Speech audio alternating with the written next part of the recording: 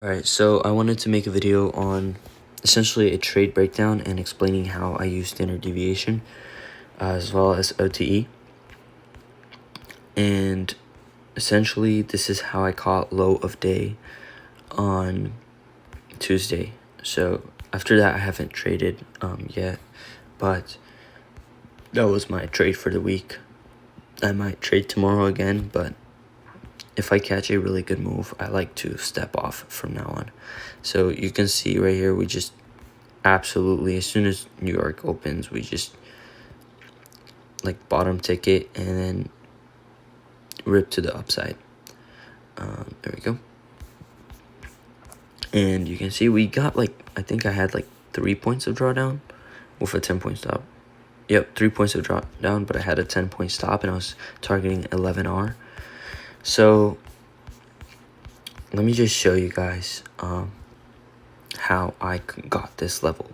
So first off, I anchor my standard deviation levels off of manipulation legs. As you can see, we have this rejection block formed right here. This is our rejection block.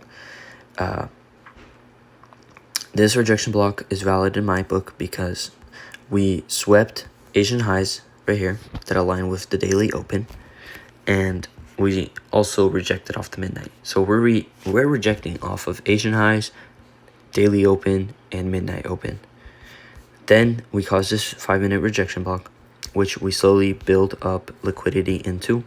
We come up into a 618 of the rejection block, into that OTE, and we react really well to the downside, causing this break of structure right here.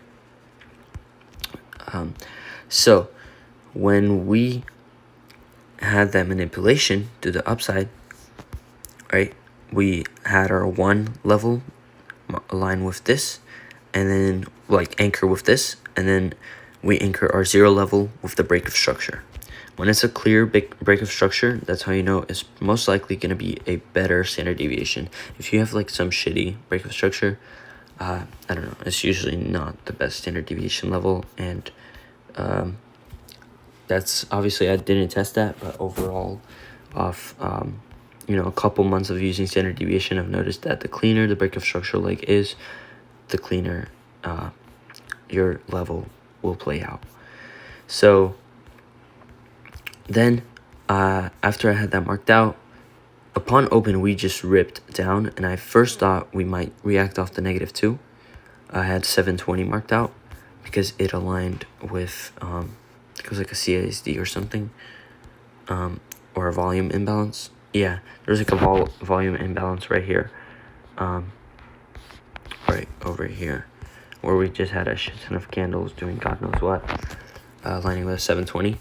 But then I wanted to look for us to go lower, since we just completely blasted through the -2s, and I went ahead and pulled out my OTE tool, which is my favorite tool for aligning with standard deviation.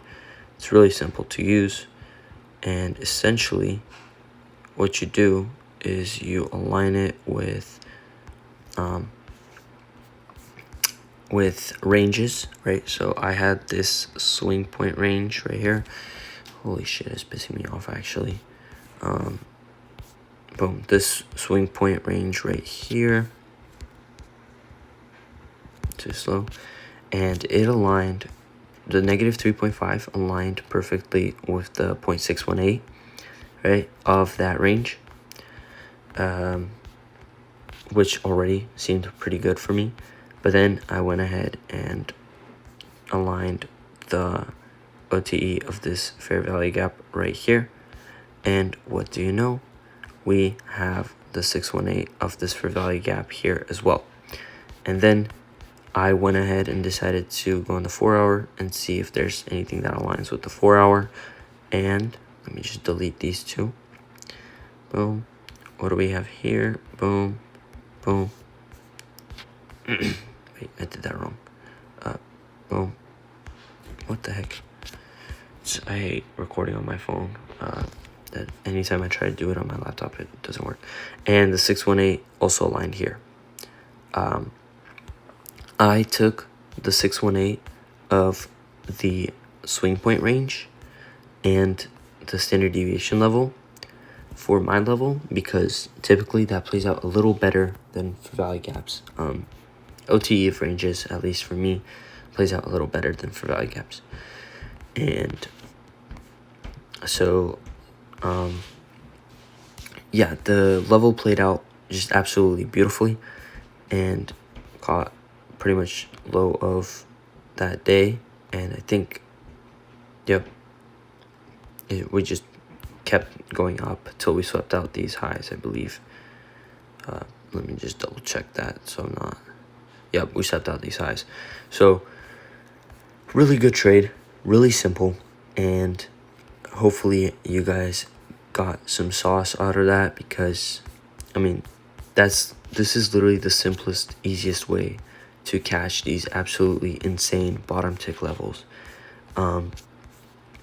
Obviously I only got 11R, but if you, let's say you let it run towards the 0 or the 1 of the standard deviation, which is also pretty probable, sometimes we'll have that happen and you are able to catch like insane trades.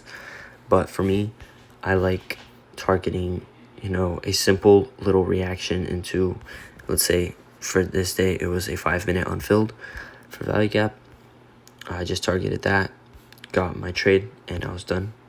But obviously you can see that we could have just held this for days, and you know, just absolutely beautiful level. So yeah, essentially that's how I use standard deviation and OTE to bottom tick and top tick. I'll make more videos explaining which standard deviation levels are good and which OTE are more, which optimal trade entries are more probable than others. And I will also be making other videos on my mechanical model that is able to get over 5R with an over 70% win rate. It's another really simple SMT and OTE model that's just really low time frame. And I'm gonna be making more videos. Just let me know what else you guys want to see, and I'll make it happen.